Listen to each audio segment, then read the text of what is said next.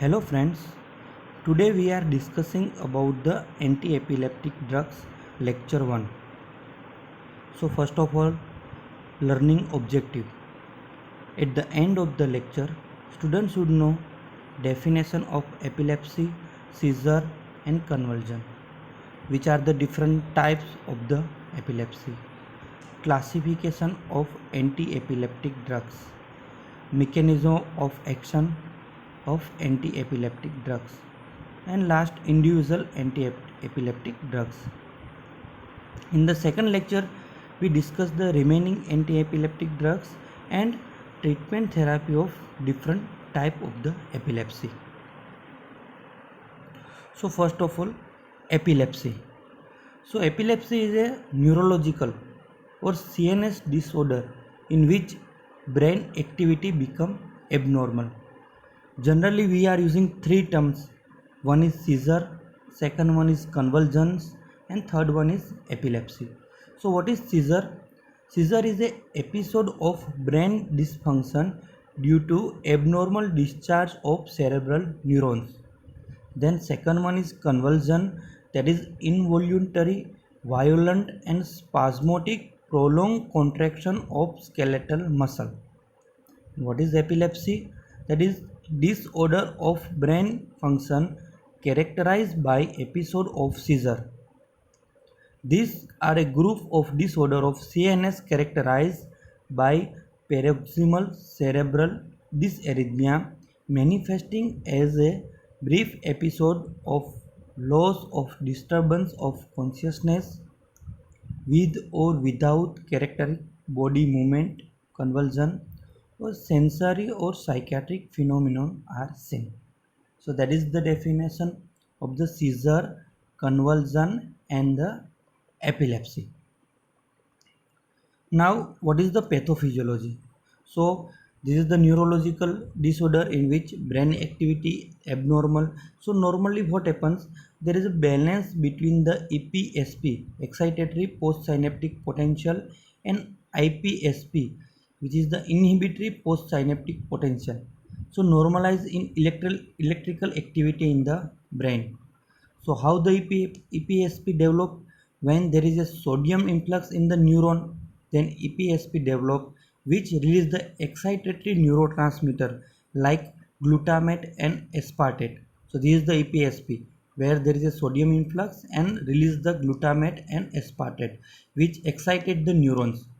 How IPSP, inhibitory postsynaptic potential, develop by potassium efflux or chloride influx, which release the inhibitory neurotransmitter like GABA. So there is a balance between the EPSP and IPSP, and here mostly there is in the epilepsy there is a repetitive firing in the neuron. So generally which type of the drug we have to use, we discuss the later in the mechanism of the action. So there is a abnormal function of the ion channels and neuronal network can result a rapid uncontrolled spread of electrical activity that form the basis of the seizure. So there is a rapid uncontrolled spread of the electrical activity. So epilepsy was correctly described by J.H. Jackson and also known as a disease of lightning. This is most commonly asked in your MCQ. So this is about the pathophysiology. Now next one is the which are the different types of the epilepsy. So generally they divide into the two part. One is focal seizure, also called as a partial seizure, in which there is a localized part involved in the focal seizure, while second one is named as a generalized seizure. In this there is a whole brain is involved in this epilepsy. Okay, so these are the different type. So first we discuss about the detail in the different type of the epilepsy. So in the focal seizure or partial seizure, they divide into a three part. One is that simple partial seizure, second one is that complex partial seizure, and third one is that simple partial or complex partial seizure with generalized seizure. So these are three type of the partial seizure, and in the generalized epilepsy they are divided into five type. Generalized tonic-clonic seizure, first one. Second one, absence seizure. Third one, atonic seizure. Fourth one, myoclonic seizure. And last one, infantile spasm. So first we discuss about the generalized seizure. So generalized seizure, they have a diffuse origin, involve the both hemisphere of the brain, and manifesting an EEG abnormality are bilateral. This is in the generalized seizure. So first type is the generalized tonic-clonic seizure, also called as a major epilepsy, also called as a grand mal epilepsy. So what are the features? These last for 1 to 2 minutes. The usual sequence of this generalized tonic-clonic seizure is aura, first aura, then patient cry, then become unconscious and patient fall. So first there is a tonic spasm of all body muscle. This is the you see in the diagram A. There is a tonic phase. Then second phase is clonic jerking. So this is the clonic phase, followed by prolonged sleep and depression of all CNS function, also called as a post-ictal confusion state.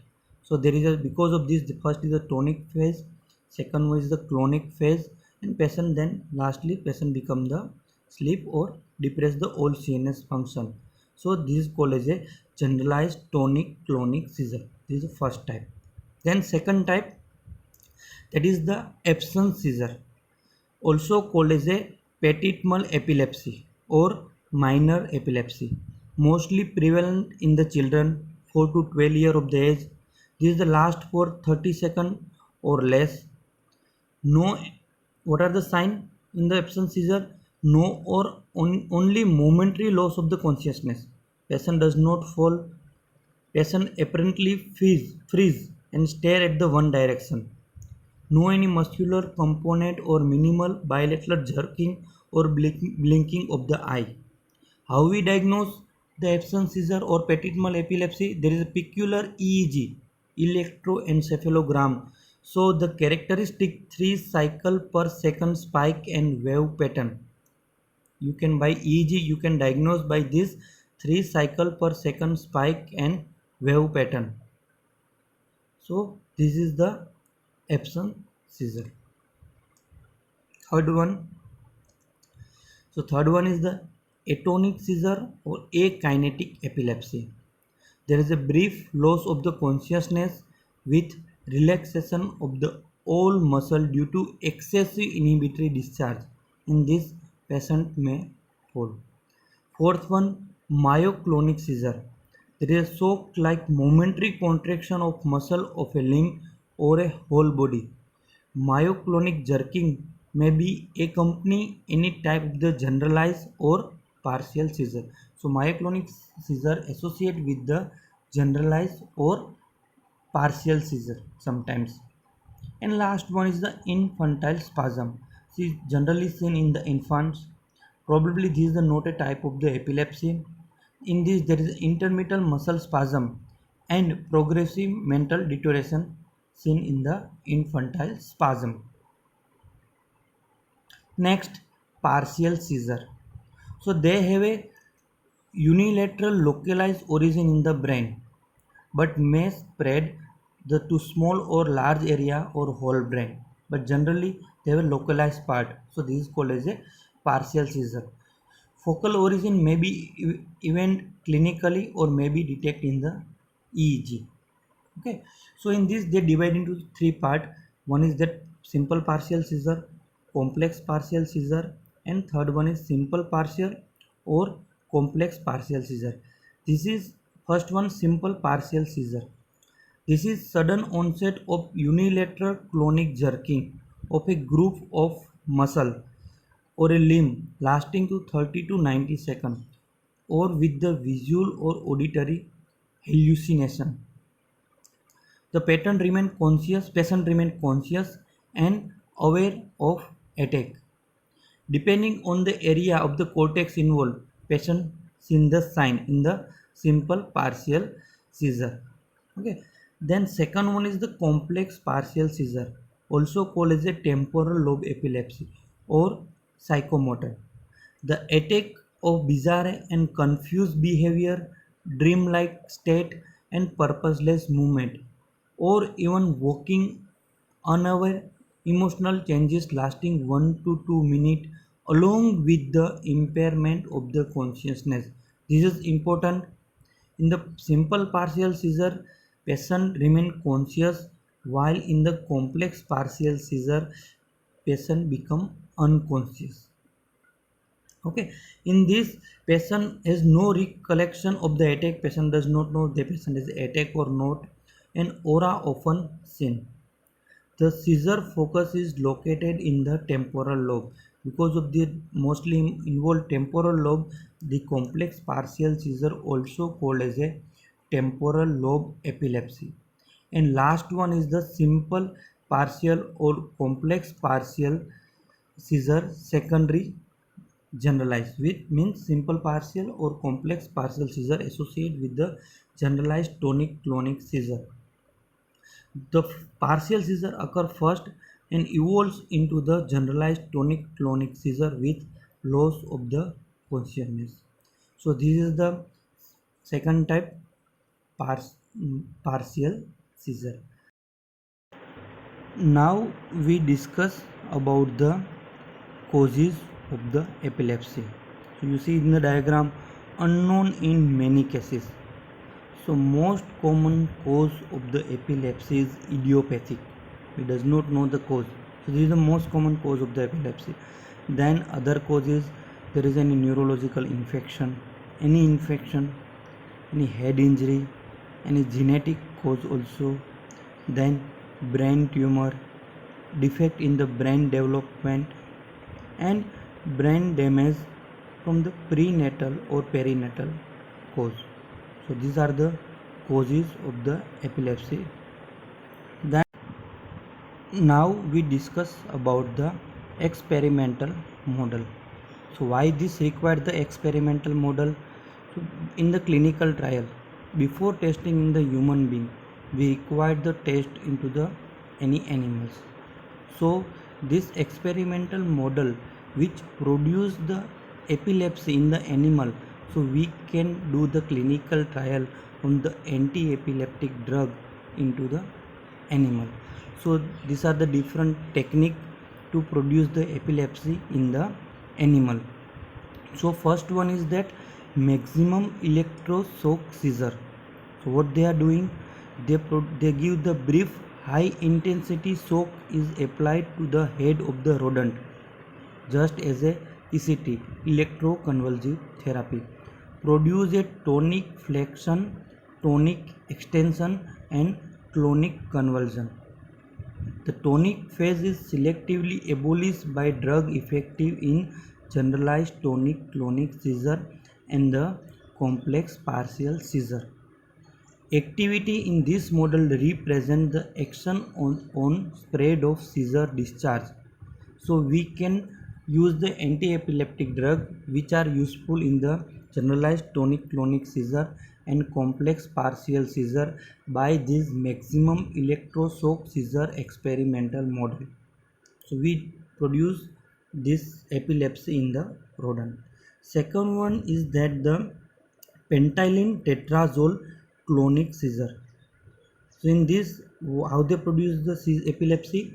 Injection of the pentylene tetrazole in the rat or mice produce the clonic convulsion, which are prevented by drug effective in the absence seizure and the myoclonic seizure. Then next model is that chronic focal seizure. How they produce the chronic focal seizure? By application of aluminum cream on the motor cortex of monkey. Then last one, this is the most important, that is the kindled seizure. The brief burst of weak electrical impulse are applied to brain intermediately over the days. After discharge increase progressively and tonic-clonic seizure are produced after 10 to 15 shocks, which with the time spontaneously Seizure set is usually after the more than 100 shocks. This indicates that seizures have a self-perpetuating and reinforcing effect. More neural circuits are facilitated and recruited in the seizure process. Kindling is probably involved in the genesis of the complex partial seizure and generalized tonic-clonic seizure. So, this different experimental model, we are using the different anti-epileptic drug on the different type of the epilepsy on the clinical trial. Now, next we discuss about the classification of the anti-epileptic drugs, which are the different drugs we are using in the epilepsy. So first one is the barbiturates, already covered in your sedative hypnotics. Then benzodiazepine, already covered in your sedative hypnotics. So in the barbiturates, phenobarbital. Then second one is that deoxybarbiturates, that is the primidone. Then next one is that hydroquinone, phenytoin and fosphenytoin. Then immunostilbene, that is the carbamazepine, oxcarbamazepine and eslicarbamazepine. Then succinimide, ethosuximide. Then next one, aliphatic carboxylic acid, that is the valproic acid and D-valproax. Then benzodiazepine, that is the clonazepam, diazepam, lorazepam, clobazam, phenyltrazine, that is the lamotrigine. Then cyclic GABA analogus, that is the gabapentin and pregabalin. And last one, that is the newer drug, that is the topiramate, levetiracetam, zonisamide, vigabatrin, tiagabine and lacosamide. These are the different anti-epileptic drugs. Then revision, you require the revision. Then this is the classification another way, that is the phenytoin, fosphenytoin. In sedative hypnotics, we are using the barbiturates, phenobarbital, benzodiazepine, diazepam, clonazepam, clobazam, then primidone, carbamazepine, valproic acid, lamotrigine, gabapentin, pregabalin. In the newer drugs, there is a topiramate, levetiracetam, chonisamide, and extra. Important drug which we are using in the epilepsy, that is the most important drug, that is the valproic acid, which is the most commonly drug we are using in almost every type of the epilepsy except some. So you must remember about the valproic acid. Then also we are using the carbamazepine.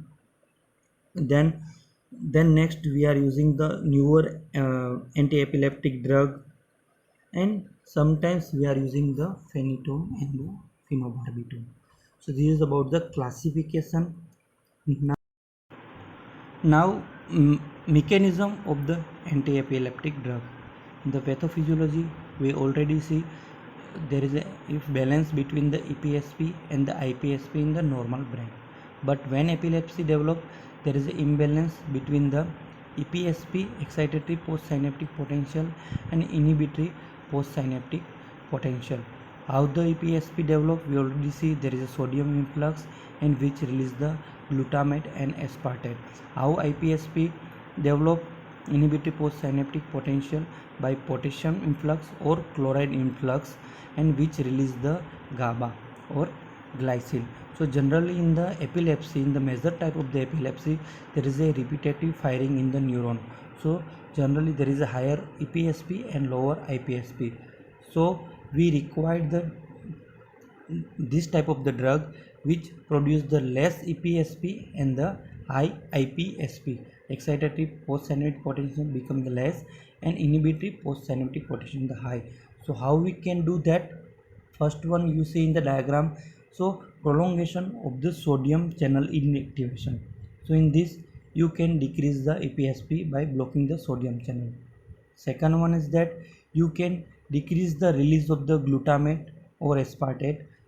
So inhibition of the excitatory glutaminergic synapse. Then third one is that facilitating of the GABA mediated chloride channel. So increase the GABA and opening the chloride channel, so that develop the IPSP. And last one is that different type, which is the inhibition of the T type of the calcium current.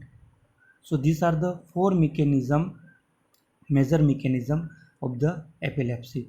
So which are the drug in the category of the prolongation of the sodium channel inactivation is that phenytoin, carbamazepine, valproate, lamotrigine, topiramate, zonisamide and lacosamide. Then second group, then inhibition of the excitatory glutaminergic synapse, that is the phenytoin, phenobarbital, lamotrigine, topiramate, valproate, levetiracetam and lacosamide. Then third group is that acetylating of the GABA mediated chloride channel. In this there is a barbiturates, benzodiazepine, vigabatrin, then valproate, gabapentin and tiagabine. In this diagram you see that some drug which you see there is a written the GABA which directly increase, some drug directly increase the GABA, which is the gabapentin. Then second drug which inhibit the GAT1 GABA transporter. So what happen if they block the GABA transporter, they increase the GABA, that is the drug is the tiagabine.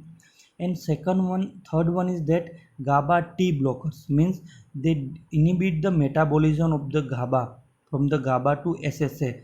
So this drug is that vigabatrin and the valproate. So generally this all the drug increase the GABA, gabapentin, tiagabine or vigabatrin or the valproate. And last one is that special type, that is the inhibition of the T type of the calcium channels, that is the ethosuximide, valproate and the zonisamide. So this is the mechanism of the action. Now individual drug, first we discuss about the phenytoin, also called as a diphenylhydramine. Phenytoin is not a global CNS depression. Only mild sedation occurs at the therapeutic dose. Most prominent action is abolition of tonic phase of maximum electroshock seizure with no effect or prolongation of the clonic phase. So what is the mechanism of action of the phenytoin? Phenytoin prevents the repetitive excitation of normal brain cell. This is achieved by prolongation the inactivated state of voltage sensitive neuronal sodium channels that governs the refractory period of the neuron. So basic mechanism of the phenytoin, they produce the sodium channel inactivation, so they prevent the repetitive firing in the normal brain cells. As a result, high frequency discharge are inhibited with little effect on the normal low frequency discharge. So when we use the phenytoin, they only inhibit the high frequency. Normal frequency discharge they does not, or normal discharge they does not inhibit it.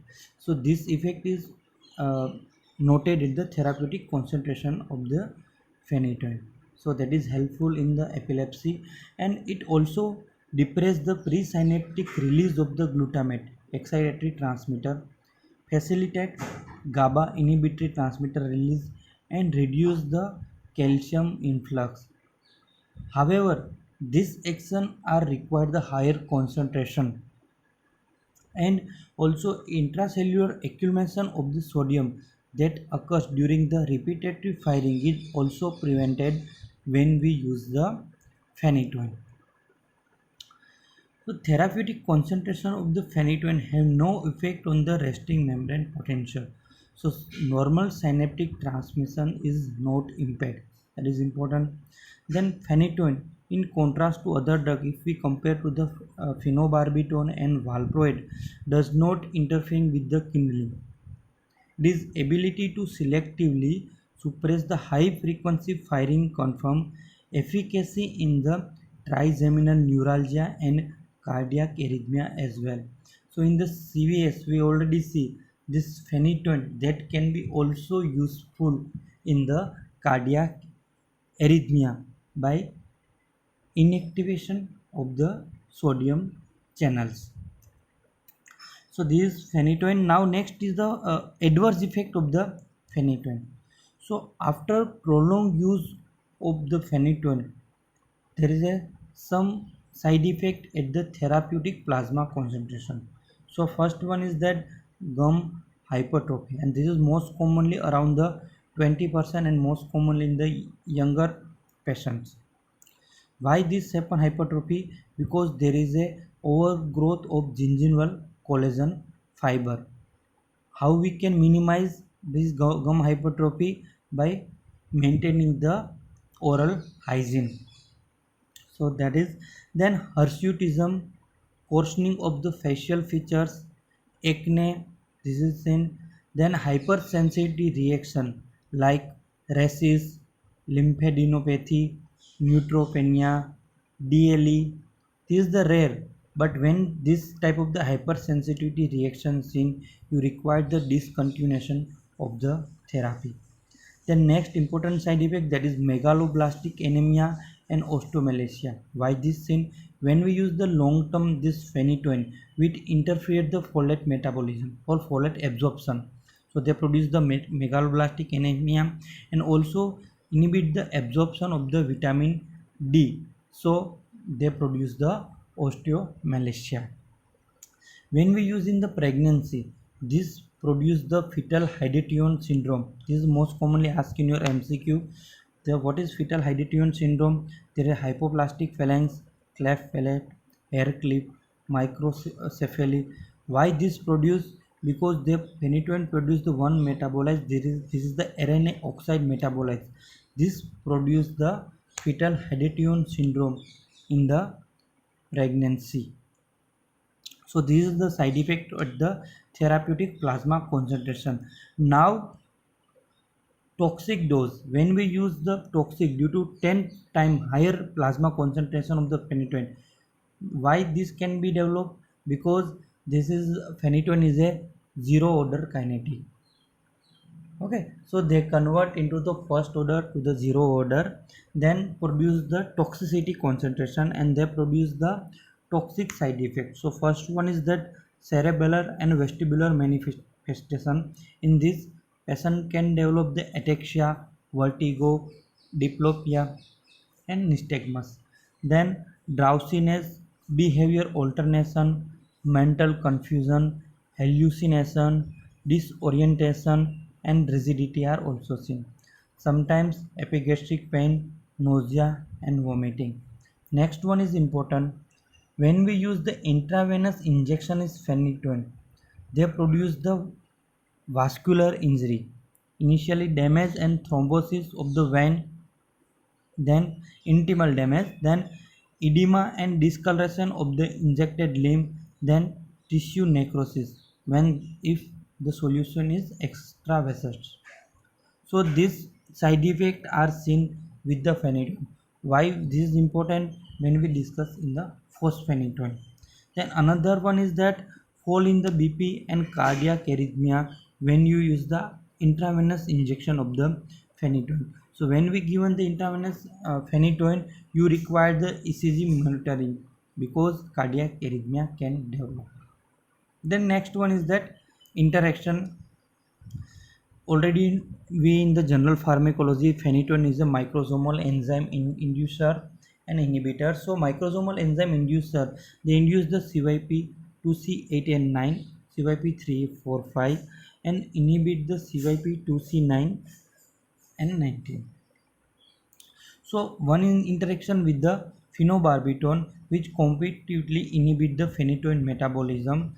Why? By enzyme induction, both enhance each other degradation and unpredictable overall interaction. So we cannot use the phenytoin and phenobarbital simultaneously. Okay. Then another drug which is also anti-epileptic drug, that is the carbamazepine and phenytoin. Same happens like the phenytoin and the phenobarbital.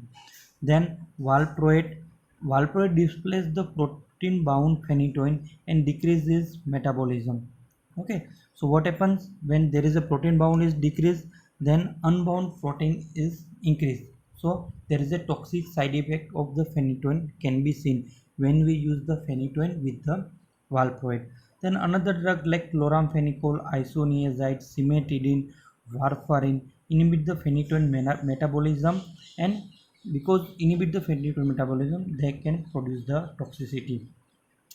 Phenytoin completely inhibit the warfarin metabolism. Next one is the phenytoin induce the microsomal enzyme and increase the degradation of the steroid. So when patient on the oral contraceptive pills, and if we use the phenytoin, then failure of the OCP pills and chances of the pregnancy, so that you have to take care of. Then also there is a increase the degradation of the doxycycline and the theophylline. And last interaction, that sucralfate bind with the phenytoin in GI tract and decrease the absorption. Okay, so many drug we cannot use with the phenytoin, some of the anti-epileptic drug and some others. So that is the interaction. And now uses of the phenytoin. So phenytoin standardly used in the generalized tonic-clonic seizure and partial seizure, but nowadays we are not using or less using. Why? Because there is a better tolerated drug and newer drug which cannot produce the side effects which already we see, because this phenytoin is a zero order kinetic, so they can produce the also at the plasma therapeutic concentration, and also in the toxic dose they produce the severe side effects. So generally nowadays we are not produce this drug.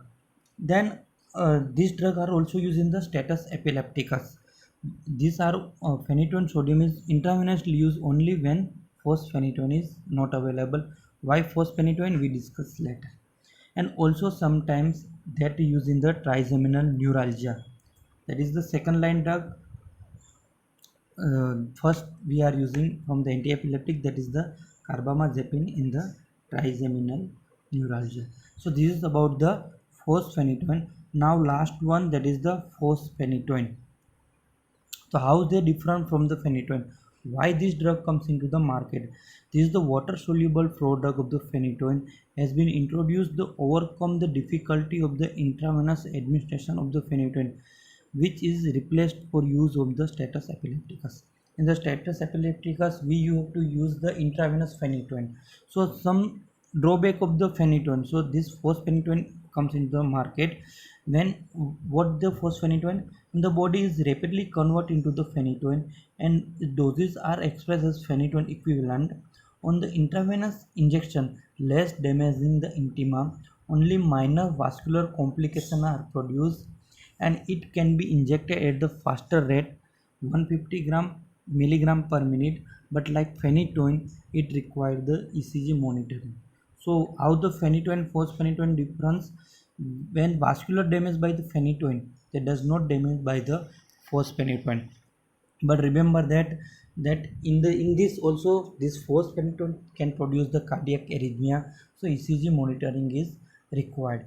Then next one, phenytoin we cannot inject it with the glucose solution because they can precipitate, but phosphenytoin we can use in the both saline and glucose solution.